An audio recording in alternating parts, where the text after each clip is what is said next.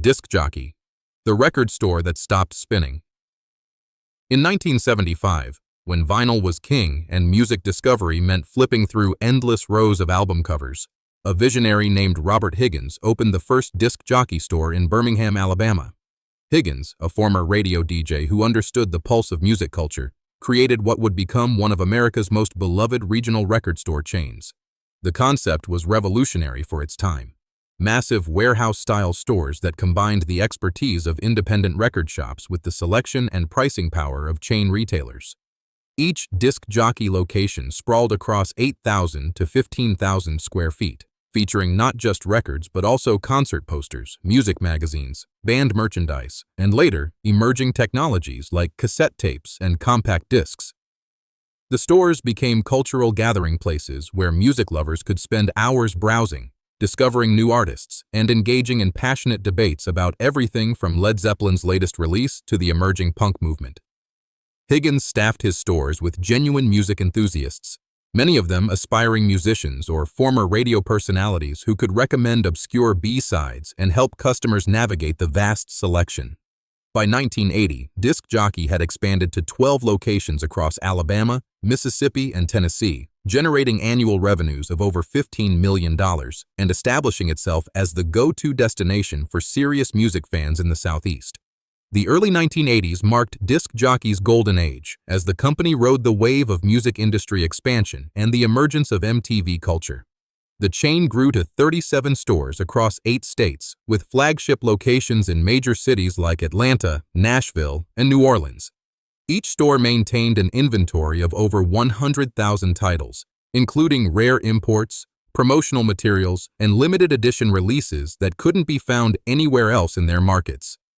Disc Jockey pioneered several innovative retail concepts that would later be adopted throughout the industry, including listening stations where customers could preview albums before purchasing, midnight release parties for highly anticipated albums, and in-store performances by both emerging and established artists.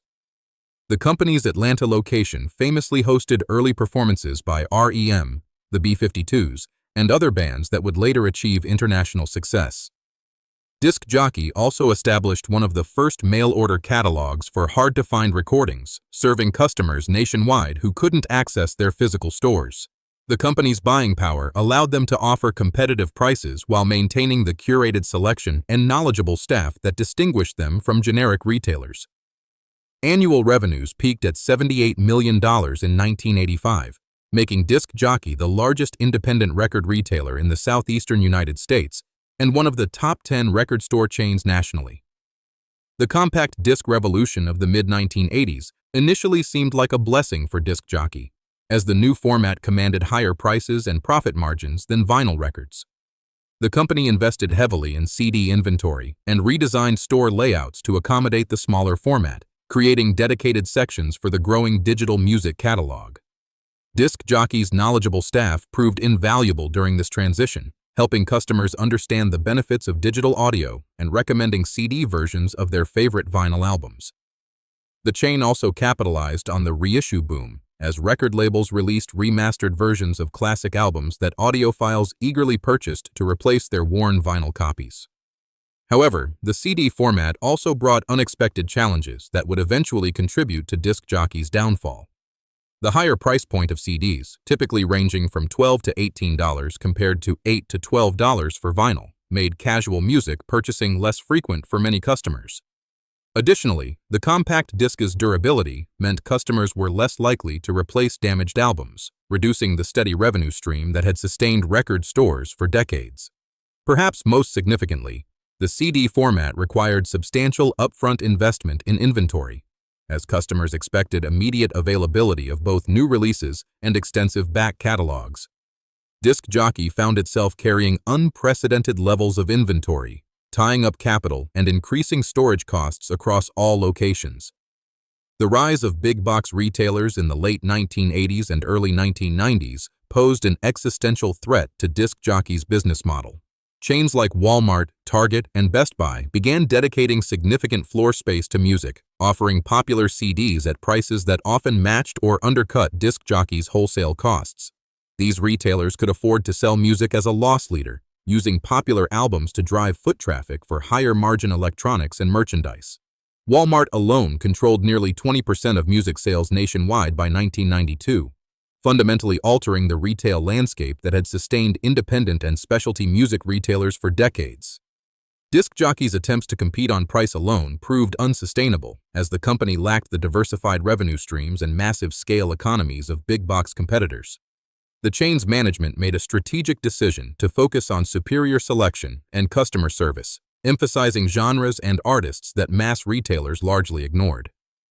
This approach succeeded in maintaining customer loyalty among serious music enthusiasts, but significantly reduced the casual browse and buy traffic that had driven much of Disc Jockey's revenue growth. Store-level profitability declined dramatically, with many locations struggling to cover fixed costs as transaction volumes fell. The company began closing underperforming stores in 1991, reducing the chain from its peak of 42 locations to 28 stores by 1993. The emergence of national specialty music chains like Tower Records, Virgin Megastores, and Musicland created additional competitive pressure that further eroded Disc Jockey's market position.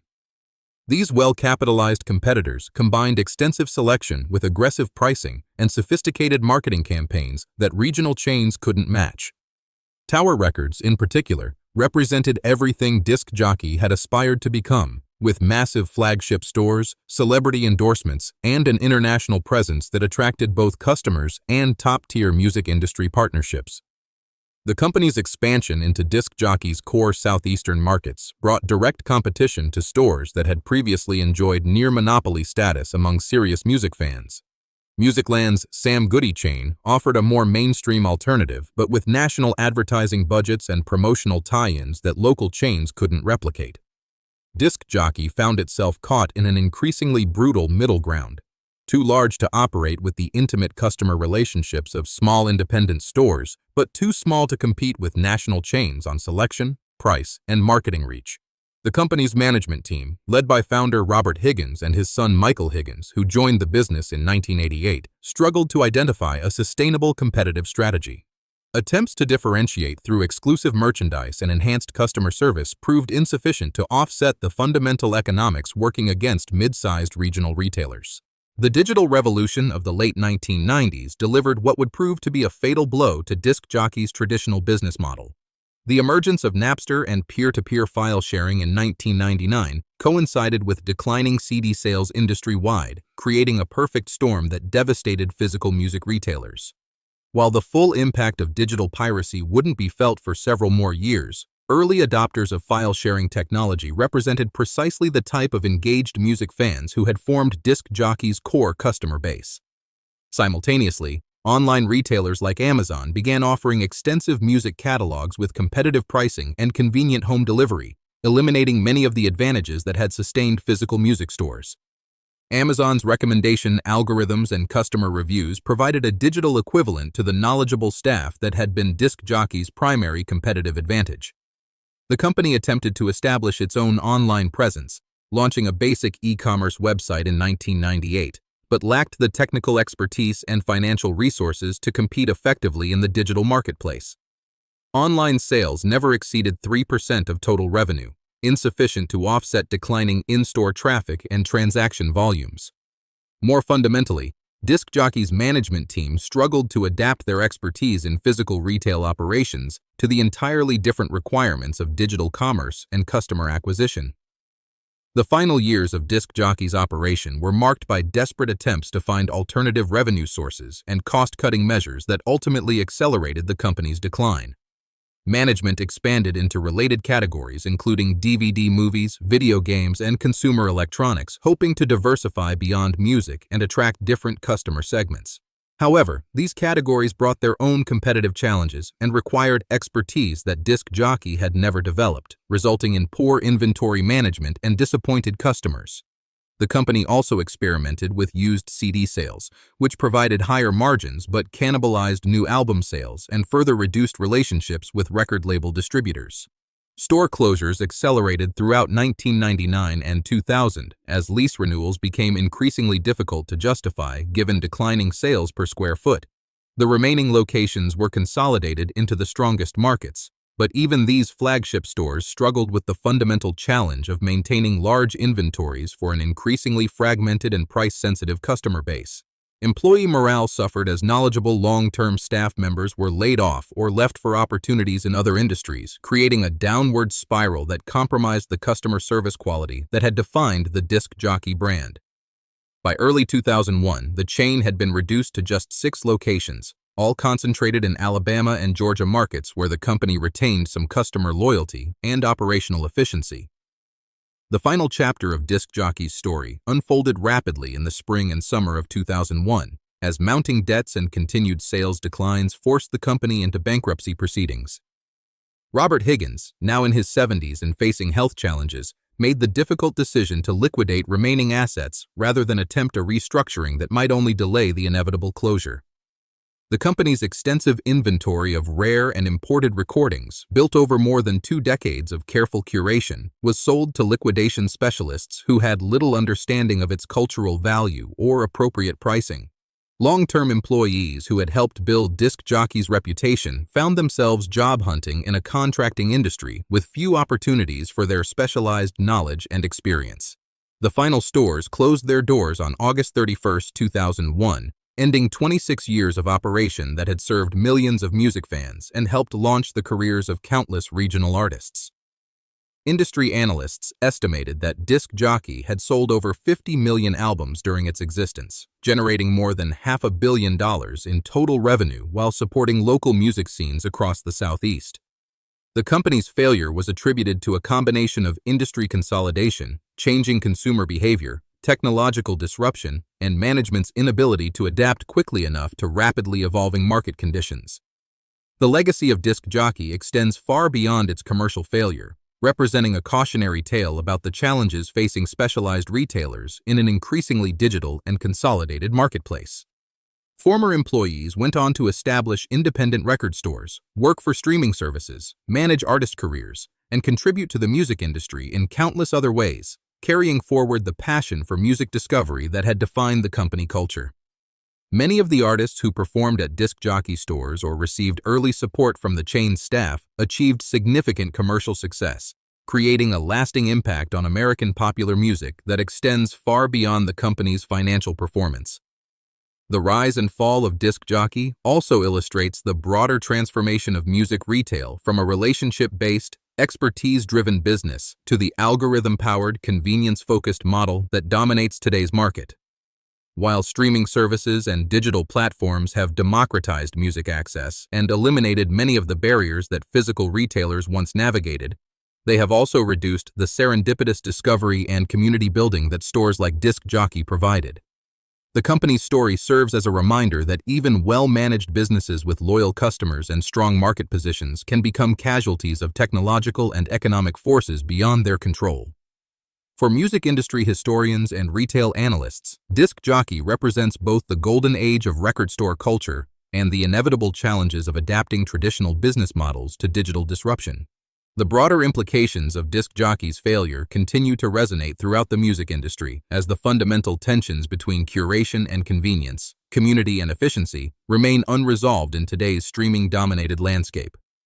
The company's emphasis on knowledgeable staff and carefully curated selection anticipated many of the personalization features that drive modern music discovery platforms. But the economic model that sustained such expertise in physical retail proved incompatible with digital distribution and changing consumer expectations. Recent years have seen a modest revival of interest in physical music formats, particularly vinyl records, but this resurgence has been driven primarily by independent stores and niche retailers rather than the comprehensive chain operations that Disc Jockey represented. The COVID-19 pandemic further accelerated the decline of physical music retail as even surviving independent stores struggled with capacity restrictions and reduced foot traffic. However, some former Disc Jockey markets have seen new independent record stores emerge, often operated by music enthusiasts who remember the chain fondly and seek to recreate elements of its community-focused approach. These smaller operations typically focus on vinyl records and limited inventories, avoiding the massive overhead and inventory investments that contributed to Disc Jockey's downfall. The company's story ultimately serves as both a nostalgic reminder of a bygone era in music retail and a sobering example of how even beloved and well-established businesses can fall victim to forces beyond their control, leaving behind memories, influence, and lessons that continue to shape the industry they once served.